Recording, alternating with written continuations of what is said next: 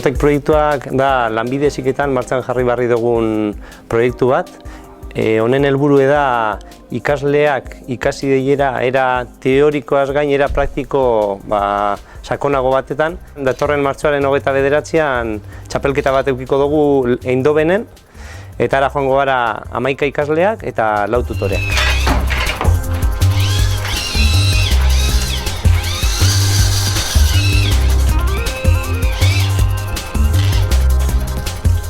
Proiektu honetan parte hartzeko bai diseinu, bai robotika eta bai informatikako modulokoak.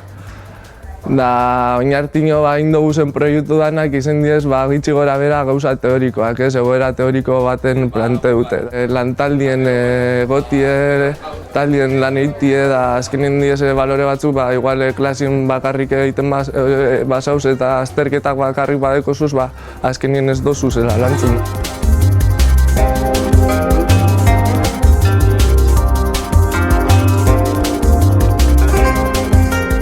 Ez da errez izango, baina gu joango gara ahalik eta ondoen eitera, eta ia zer gurtan dauen.